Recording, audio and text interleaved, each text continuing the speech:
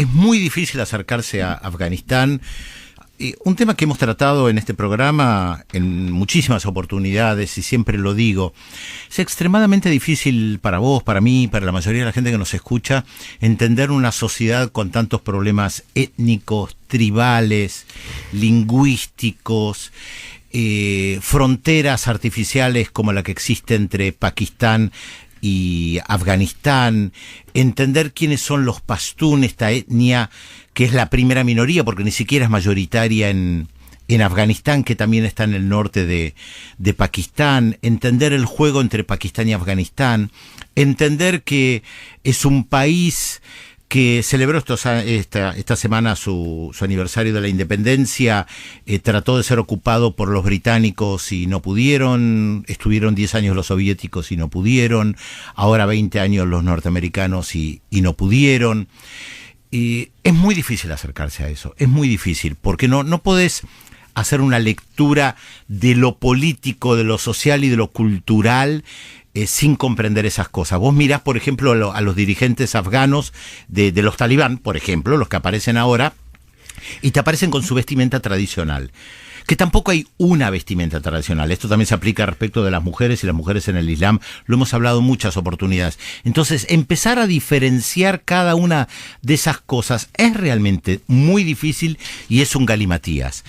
Y lo esencial para recordar, como para poder acercarse a esto, es que básicamente después de la Unión Soviética, Estados Unidos interviene apoyando a aquellos que eran llamados combatientes por la libertad, como los definió Ronald Reagan. Siempre digo, miren Rambo 3 sociológicamente, sí, y lo van a poder comprender. Pusieron mucha plata. En ese contexto crece la figura de Bin Laden y otra gente que van a luchar en contra de los soviéticos, luchan en contra de los soviéticos y después...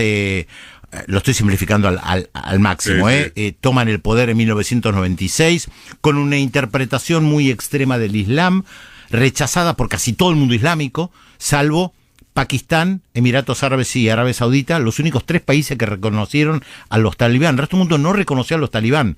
Vos vas a Irán y te dicen, los talibanos son musulmanes.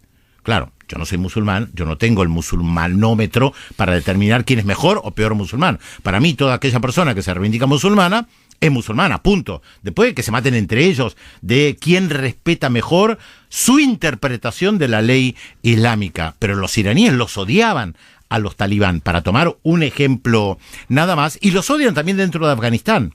Lo que pasa es que estuvieron 20 años resistiendo a la ocupación. Y este es un elemento que hay que tomar en cuenta, porque vamos a hablar mucho del tema de la mujer, pero acá hay que señalar que hubo 20 años de ocupación norteamericana. En lo que yo tengo un matiz, pero acá no interesa lo que yo dije, simplemente es para disparar. Yo tengo algún matiz con el tema de, bueno, los yanquis se fueron derrotados. Se puede ver así, estoy de acuerdo. También se puede ver con, invadieron, se sacaron de encima las bases de Al-Qaeda, permanecieron, insuflaron como siempre el negocio de su complejo industrial militar y se van. ¿Perdieron? Y no tengo una respuesta muy clara. Yo creo que hay elementos para señalar. Yo tampoco, pero estoy seguro que es una pregunta. Estamos tratando de analizar. Yo creo que hay elementos para señalar que efectivamente lograron muchas cosas de las que querían, que también fueron evolucionando. Hay que tomar en cuenta, Eduardo, que la invasión a Afganistán viene después del ataque a las Torres Gemelas y que fueron improvisando y mucho sobre la marcha.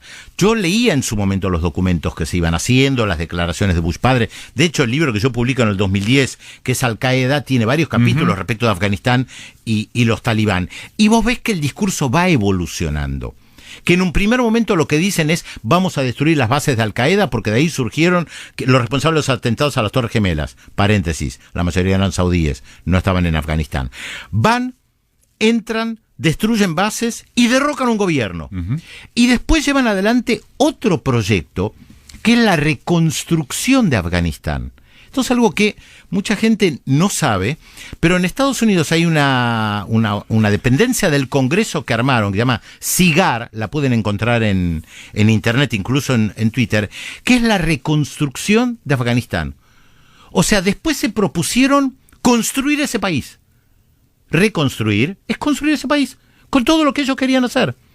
Democracia, como ya la entienden, o sea, una base geopolítica manejada por ellos. Mantener el negocio del opio. Por supuesto, que creció, pero no a Estados Unidos. Según datos que estuve cruzando, en Estados Unidos no hay un gran consumo de la heroína que viene a Afganistán, pero sí en Canadá. No sé por qué, no me preguntes. Son datos que estuve leyendo de Naciones Unidas. Ahora, geoestratégicamente les permitió entrar en una zona que antes no estaban, igual que en Irak. Algunos sostienen que el fracaso de Afganistán tiene que ver, esto lo dice Ahmed Rashid, el que escribió varios libros sobre Pakistán y Afganistán, que se equivocan cuando invaden Irak en el 2003, porque descuidaron Afganistán. En el 2004 Bush dice, siendo presidente, los talibanes están prácticamente liquidados. Descuidan Afganistán, mandan mucho dinero, muchos soldados, pero comienzan a entrarle más a Irak. A ver, ¿hicieron su negocio? Cada uno de estos Boeing C-17 que nosotros vemos que rescata gente cuesta millones y millones. Los contratistas, la comida, todo eso. En las bases militares hay McDonald's. Digo, son negocios gigantescos. Desde ese punto de vista podríamos decir lo que vos decís. No veo la derrota. No veo la derrota. Ahora, después de Vietnam, por algo se habla del momento Vietnam. Afganistán o Estados tema Unidos. Exclusivo. ¿Qué dice? Estás vinculado. Mira, yo te comentaba de una comisión especial dentro del Congreso de los Estados Unidos, cuya sigla es SIGAR, que elaboró un informe cuyo título es, y esto tiene que ver con lo que vos planteabas, lo que tenemos que aprender. 2 puntos. Lecciones de 20 años de la reconstrucción de Afganistán. Así, impunemente dicen de la reconstrucción de Afganistán. Claro, nos preguntamos, perdón, ¿quién mandató a Estados Unidos, no solamente para invadir, sino para reconstruir Afganistán? Pero es interesante los datos que surgen en el informe. Les voy a dar solamente algunos porque son datos respecto del balance de la reconstrucción de Afganistán, donde pusieron miles de millones de dólares. Un dato: antes de que los talibán tomaran Kabul incluso, casi la mitad de los niños y niñas menores de 5 años tienen serios problemas de malnutrición. Después, 1/3 de la población afgana vive actualmente en una situación de crisis y emergencia con niveles de inseguridad alimentaria, colocándola entre los 3 primeros países del mundo con la mayor proporción de gente que tiene problemas de alimentación. Después de 20 años de ocupación de Estados Unidos. El programa de reconstrucción, porque este era el objetivo, reconstruir Afganistán. Claro, siempre me hace acordar a Colombia. ¿Cuántas veces hemos hablado? La lucha supuestamente para la política para luchar en contra de la droga, y Colombia sigue siendo el primer productor y exportador de cocaína del mundo. Sí, y el primer consumidor son los Estados Unidos. Tienen 40 millones de consumidores de merca. Entonces, ¿son un fracaso total, o como decíamos, o es un éxito lo que están haciendo? Y depende de dónde los mires. Es dialéctico, ¿no? Es una contradicción a resolver. Depende de dónde lo mires. Porque, por ejemplo, fíjate las cifras que dabas, que son escalofriantes respecto a Afganistán. Y ocupada por Estados Unidos. Ocupada por Estados Unidos, pero a la vez fíjate también que hay una parte de lo que les interesa, entiendo yo, realmente de la reconstrucción, que es el auge de los celulares, del consumo y demás, que sí lo reconstruyeron. E incluso esto ahora podría llegar, claro, negocios. E incluso podría ser un problema ahora para los talibanes, digo, porque o para el talibán, porque vos tenés una enorme cantidad de mujeres yendo a las universidades, cosa que no ocurría. Digo, retroceder de esa victoria en parte cultural de los yanquis, sí, les va a ser complicado. La sociedad se transformó en estos 20 años. No había celulares. No había celulares como los hay hoy, ni las redes, ni las imágenes que se difunden rápidamente, eso está claro. También hay que recordar que los talibán gobernaron apenas 5 años. Fue muy corto claro, su gobierno. 96-2001. 96 a 2001, tal cual, Eduardo. Y que ahora los que vuelven son otra generación. Hay algunos que pertenecían al grupo dirigente en ese momento, pero son otra generación. Ellos también estuvieron en otro mundo. Gran parte de los talibán tenían oficinas en Qatar, por lo tanto se relacionaron no solamente con Pakistán, que era su área natural, pasar de Afganistán a Pakistán en lo natural, porque la frontera es artificial creada por los británicos, la famosa línea Durant, como se la llamó en su momento. Entonces interactuaron con otro mundo también. No sabemos cómo van a actuar ahora, de hecho no hay gobierno todavía, no, después de 6 días todavía no hay un gobierno claro, no hay una presidencia. Pero todo ese marco que recordaste o que recordamos implicaría que si querés reducir a la mujer a una cosa semi-humana, digamos, sin educación, sin que puedan trabajar, tapada de la cabeza a los pies, no te va a salir gratis. Lo que pasa que...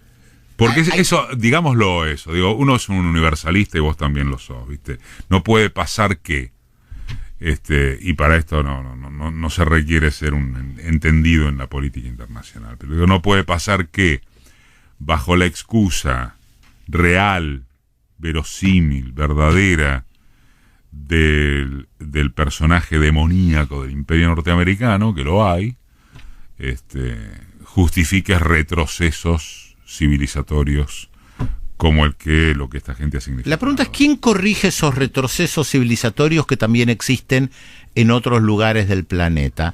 No invalida lo que dije. ¿Quién determina cómo se corrige y dónde se corrige? Vamos a corregir, la pregunta es ¿quién?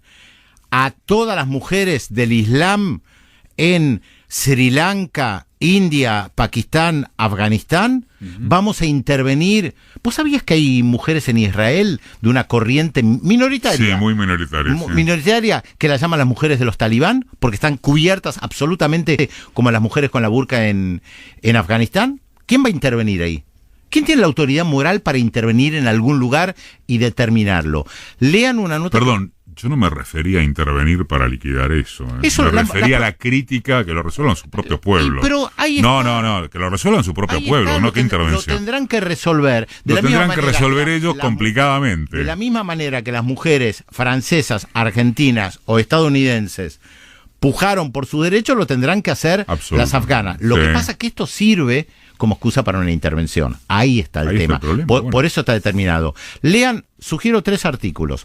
Uno de Carolina. Andá despacio porque igual después pasáselo a Josefina y los... Carolina Braco.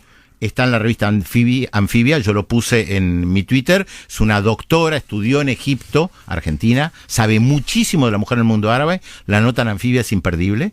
Olga Rodríguez. De Carolina Braco. Carolina Braco. En Anfibia, antes de que me olvide, hay una muy buena nota sobre Máximo Kirchner. Publican notas buenísimas. Son buenísimas. Seguí.